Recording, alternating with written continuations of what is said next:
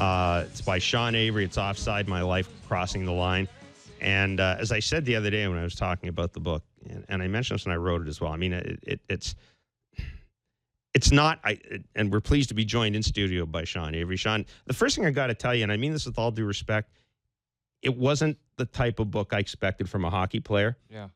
It was the type of book I expected from you. And I mean that respectfully. Yeah. But the point that I was making too is there's good hockey stories in this book. There's some salacious stuff. That's, the Scarlett Johansson thing. I'm a big Scarlett Johansson fan.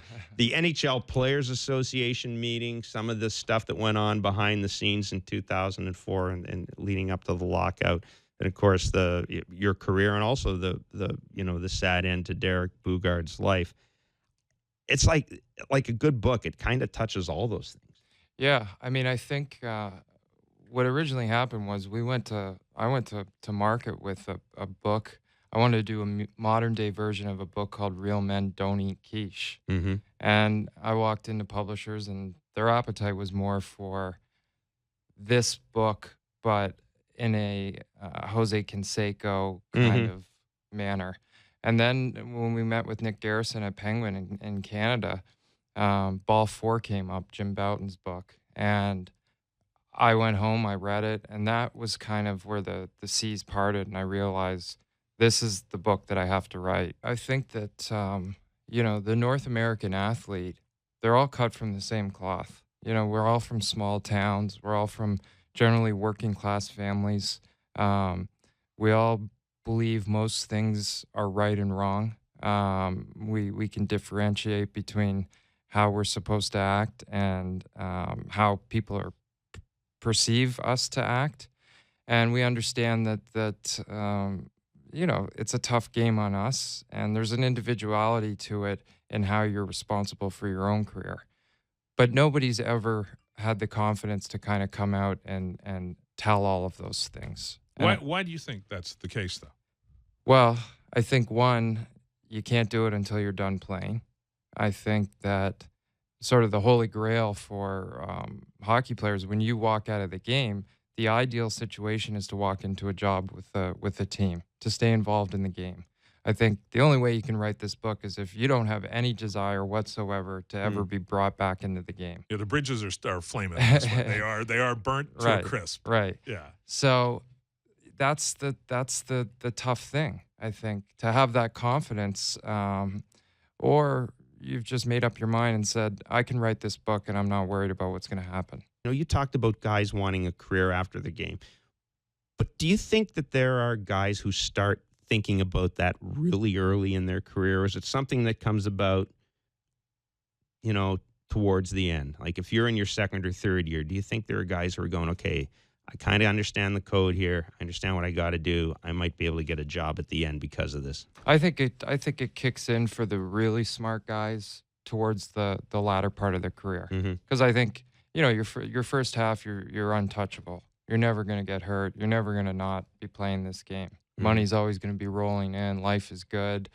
And then, once the game starts to pass you a little bit, the smart one starts to think about, what am I going to do when I walk away from this? And at the time, I was on the Chelly side, certainly, of rally the troops. We're going to take this thing to the end. Nobody's going to beat us.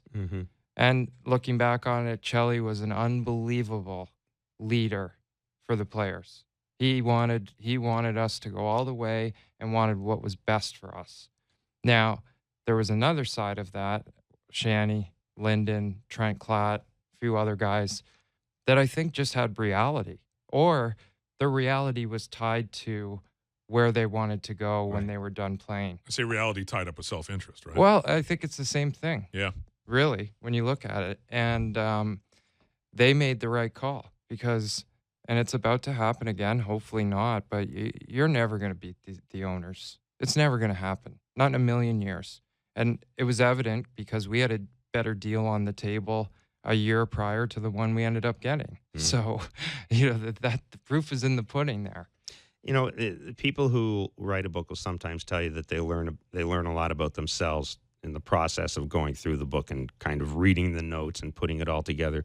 Did you learn stuff about yourself when you went back and looked at the finished product? Yeah, I definitely think as I was digging in, what I did, I used the schedule as sort of a way to kind of trigger my memory. So I started at the first training camp, and then I would go through the schedule, and I would look at the box score, not at obviously the goals and assists column, but the penalty minutes column, and see, all right, we were in Chicago that night. That's the night Probert tried to kill me or was going to kill me, and Scotty Bowman saved my life. Um, so then I would start to reminisce on some of the bigger moments, the first suspension or the first fine when I said something about French guys in LA. And it would kind of trigger and I would sit back and say, oh man, either it was, geez, what did you get out of that? I guess was one thing that I kind of would sit back and think, what did I get out of it? And there's definitely a lot of them that I thought, should you have done it? Was it as impactful on you as the player or the character as it would have been beneficial to not say it? Right. So it was an interesting process. Certainly, no regrets. I don't have a time machine. I can't go back in time. And I don't think it was, in Canada it was the worst. I was the worst, but I was young and I was stupid and I shot from the hip and I was excited and loved the game and had a lot of energy. You say no regrets. There aren't a lot of regrets in the book, and I think people are going to wonder about that when they read it. They're going to go and say, aside from the Alicia Cuthbert thing, which is where you're pretty clear. You say, yeah, you wish you hadn't said it. Yeah.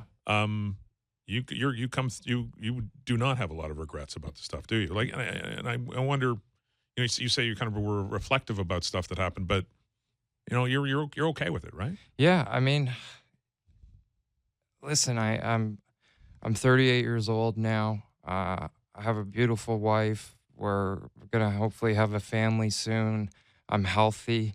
Hopefully, I've just written a successful book, maybe a book that's going to be read for years to come. I can't regret anything that happened. I mean, it was a good ride. I have some amazing relationships over the time. I got to live in a city like Los Angeles, and then certainly New York, which is home. Changed my life and changed the way I saw everything in my world. So I can't regret anything that happened.